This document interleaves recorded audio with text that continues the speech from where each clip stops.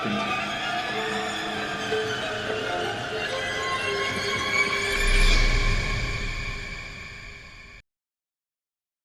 still cannot sleep when the crickets get too loud. Most people find the sound peaceful, a gentle, rhythmic lullaby of the countryside. But to me, it is the sound of a countdown. It is the deafening warning that something dead is standing just outside your line of sight, waiting for you to turn around. The events that ruined my nights took place back in 1990, in an isolated mountainous region that felt entirely forgotten by time. At the time, civilization had barely touched the area. The only access road was a crude, winding path of jagged stones that snaked along the contours of dead hills. When the sun dipped below the horizon, darkness didn't just fall, it consumed everything. It was a pitch black, absolute void, devoid of any artificial light. Along that desolate route, the eye met only vast, silent terraced paddies, wild orchards, and untamed. When the thick fog rolled down from the mountain peaks, the entire area felt instantly severed from the land of the living. It was there that an old primary school stood, its fragile structure surrounded by a barren, sprawling courtyard. Directly beside the school, a dilapidated official residence stood with an unsettling prominence. Its faded concrete walls faced a narrow dirt track that rarely saw any signs of life. But what truly charged the atmosphere with dread was what lay directly across the road. A massive, sprawling public cemetery. Row of gravestones, cracked headstones stretched all the way to the foot of the hill, swallowed by overgrown weeds.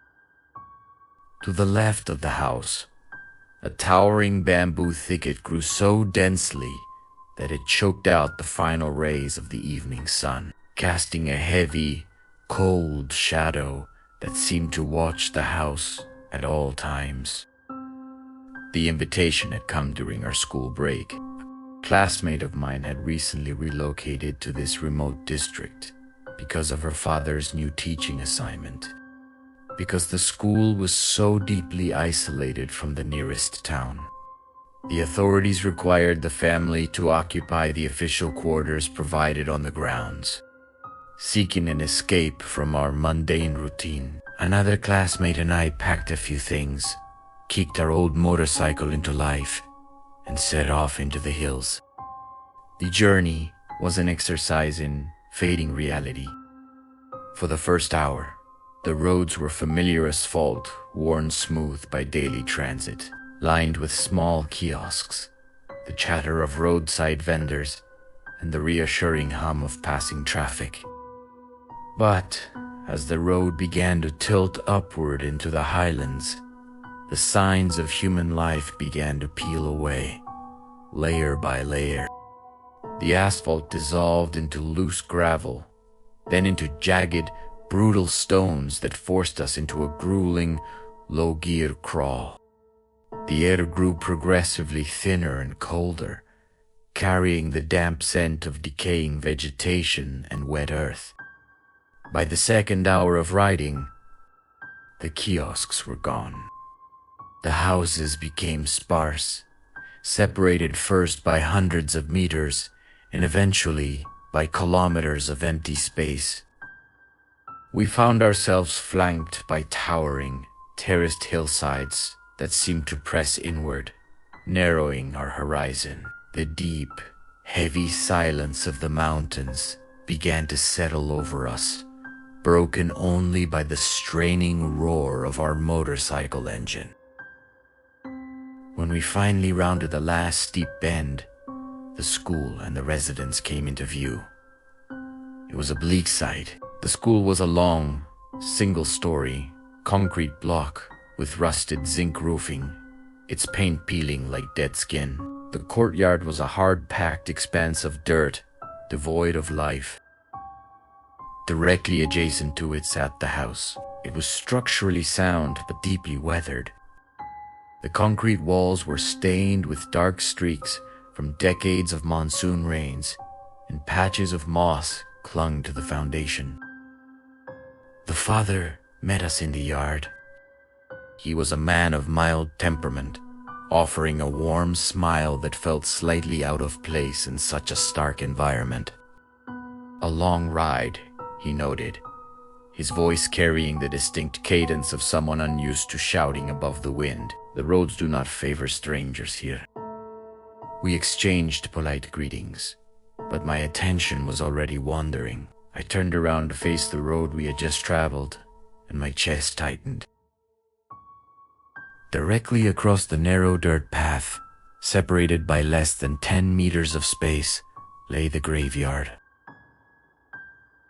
It was vast, far larger than a small mountain community seemed to require. It crept up the opposing slope, a chaotic sea of gray, weathered stones, many of them listing heavily to one side as if sinking into the earth.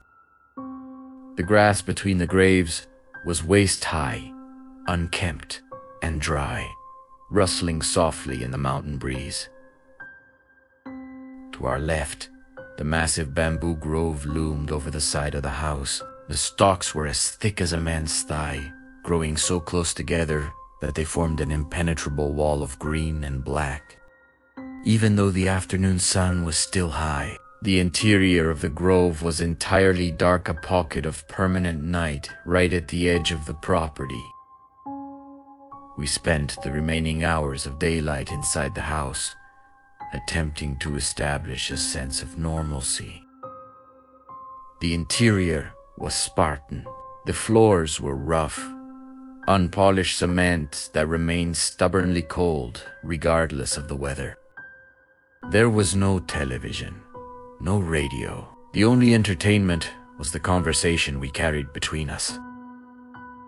As the afternoon bled into evening, the transition was violent. In the mountains, twilight does not linger. The sun dipped behind the western ridge, and within minutes, the temperature plummeted. We sat on the small front porch, nursing cups of warm tea. From our vantage point, the cemetery across the road began to lose its definition, dissolving into a jagged silhouette against the darkening sky. The fog arrived shortly after. It did not drift in from the sides. It seemed to bleed downward from the peaks, a thick, white shroud that swallowed the road, then the fence, until the world outside the porch was reduced to a wall of shifting mist. "Does it always get this cold?" my companion asked, pulling his jacket tighter around his shoulders. The mother, who was setting down a lantern, gave a small, humorless laugh. "The cold is something you learn to live with. It's the quiet that takes longer to get used to." I looked out into the fog. The headstones were gone now, hidden behind the white veil, but their presence felt heavier than before. It felt as though the boundary between the living quarters and the plots of the dead had been erased by the mist. "Do you ever see anything out there?" I asked, and keeping my voice low. My friend caught my eye. From across the table, she didn't answer immediately. Instead, she looked toward her parents. Her father kept his eyes on his teacup, turning it slowly in his hands. "The mind plays tricks when there is nothing to look at," the father said softly, his tone flat. "The fog makes shadows, and the bamboo makes strange sounds. It's better not to look too closely." We enjoyed a simple dinner in the dining room, under the dim light of an incandescent bulb. The atmosphere was dense, every clink of a fork against a plate echoing off the bare concrete walls. After dinner, we moved back to the main living area. My classmate and I rolled out 2 thin mats on the cement floor, preparing our beds for the night. My friend retired to her small room down the hall, while her parents went to the front bedroom. By 10 o'clock, the house was dark, save for the faint moonlight straining through the fogged window panes. I did not sleep well. The cement beneath the mat was a constant source of chill, seeping through the fabric and into my spine. Every time I drifted into a light doze, the house would complain a timber in the roof, groaning under the weight of the cooling air, or the bamboo grove outside, emitting a low, rhythmic creaking as the wind pushed against the stalks. At precisely 1 a.m, the ambient noise of the night died. The wind stopped. The bamboo grew still. The sudden absence of sound was so absolute that it woke me completely. I lay there, eyes open, staring at the shadows on the ceiling. The silence felt unnatural, like the breathless pause before a thunderstorm. Then the sound began. It came from the kitchen at the far back of the house. It was a sharp, clicking noise. It sounded like a cricket, but the physics of it were wrong. A normal insect produces a sound that disperses into the room, a soft vibration that blends into the background. This sound was isolated, heavy, and incredibly loud. It had a mechanical, metallic quality to it, like two dry bones being struck together with deliberate force. I turned my head to look at my companion. He was lying on his side, his breathing deep and even. He hadn't stirred. The sound repeated, louder this time, vibrating through the thin walls. A strange, stubborn curiosity took hold of me. It wasn't bravery. It was that peculiar and foolish impulse that drives a person to investigate something that irritates their sense of reality. I slipped out from under the blanket. The moment my bare feet touched the cement floor, a sudden, piercing chill spread through both my legs. I moved silently across the living room, my eyes adapting to the deep gloom. The house felt different, now larger, emptier, and significantly colder than it had been hours before. As I approached the short corridor leading to the back of the house, the temperature dropped further.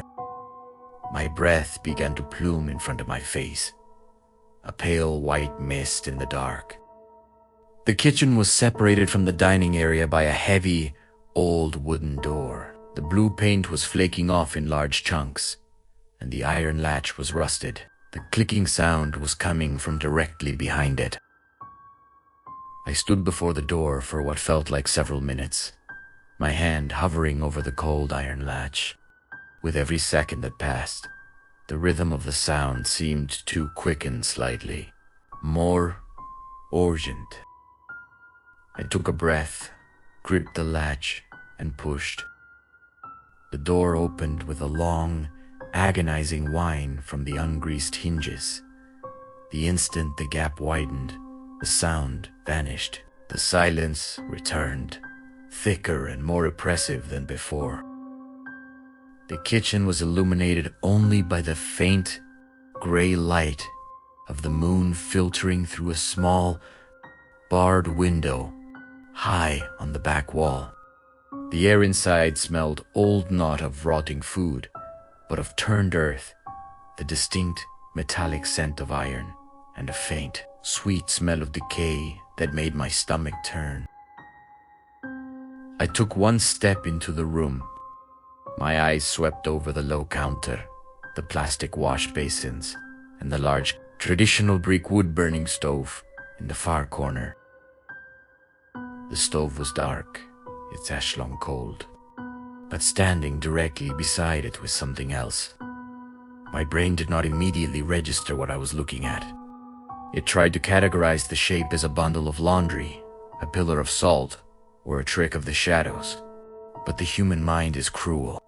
It forces you to see the truth eventually. It was a form wrapped entirely in a coarse, white shroud. The fabric was old, heavily stained with dark, irregular patches of moisture and yellowed with age. It was tied off roughly at the top, above where the head should be, forming a twisted knot that pointed toward the ceiling. The figure was perfectly still. It did not breathe. It did not sway. It stood with an impossible, rigid uprightness, its height nearly touching the low rafters of the kitchen ceiling. I tried to step back, but my legs refused to command. My boots felt as though they had been poured into the cement floor. A cold sweat broke out across my forehead, freezing instantly in the drop-in temperature. The shroud was torn open at the front, exposing the face. The skin was not white. It was a mottled, leathery gray-black, pulled so tightly over the facial bones that the lips were non-existent, exposing a row of dark, stained teeth. But it was the eyes that broke my composure. Those are wide, circular cavities, but within them sat two dull, film-covered spheres that were locked entirely onto me. There was no intelligence in that gaze, only a cold, ancient malice. We stayed like that, frozen in time, for what felt like an eternity. The silence in the kitchen was so loud it was deafening. Then the thing moved. It did not turn its body. It did not step forward. Slowly, with a dry, splintering sound like a branch breaking in winter, it tilted its head to the right. The movement was small, but it was filled with such an unnatural, jerky violence that the last vestige of my control snapped. I stumbled backward, my heel catching the leg of a heavy wooden kitchen chair. The chair tipped over, crashing against the cement floor with a sound like a gunshot. The noise broke the spell. Instantly, the yellow overhead light in the dining room clicked on, casting harsh shadows across the floorboards. The father came running down the hallway, his face pale, holding a heavy wooden stick he kept by his bed. His eyes were wide, darting from side to side until they landed on me, trembling on the floor. "What happened? Who is in here?" he demanded, his voice hushed but frantic. I couldn't speak.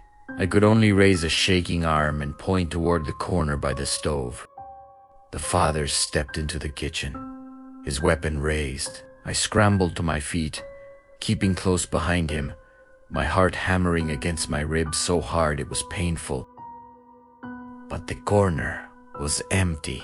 There was nothing there but the cold brick of the stove and a faint, damp patch on the cement floor that seemed to dry up as we watched it.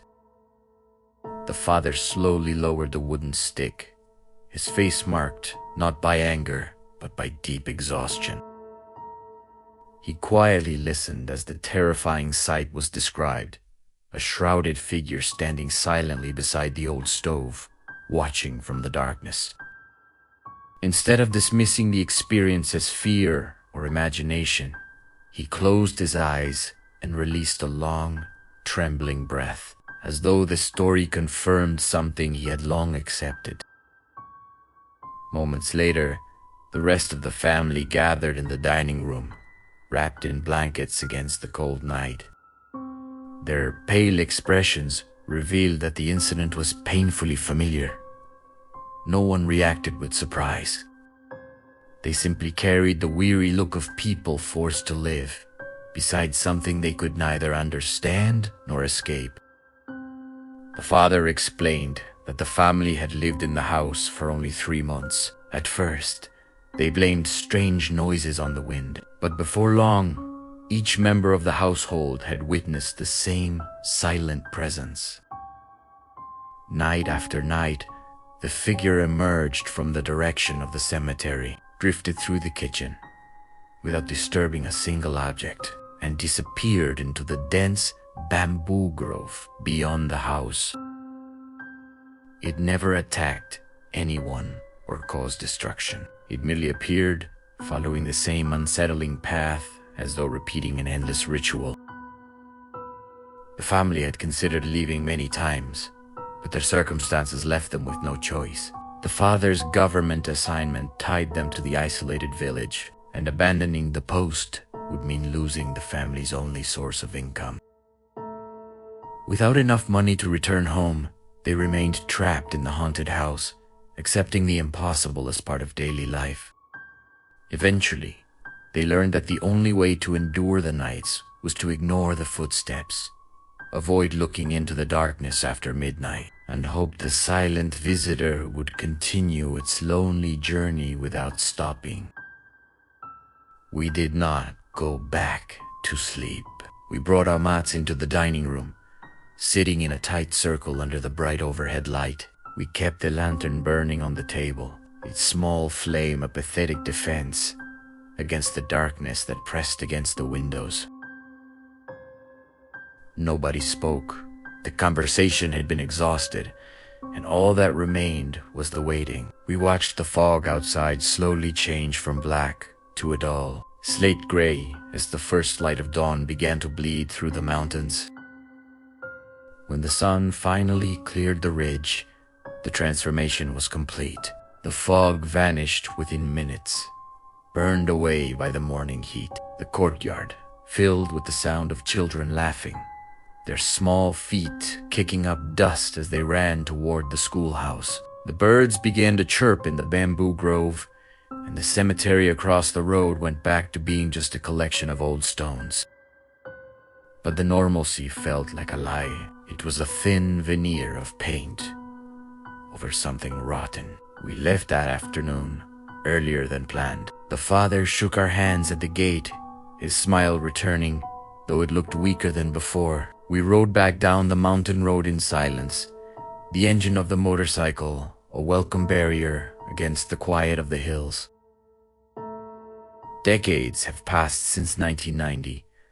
The school has likely been renovated, the road paved, and the old house torn down. But the mind does not forget.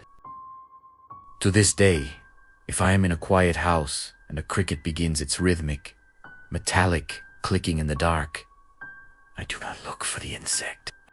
I close my eyes, pull the blanket over my shoulders, and pray that the door to the kitchen stays shut.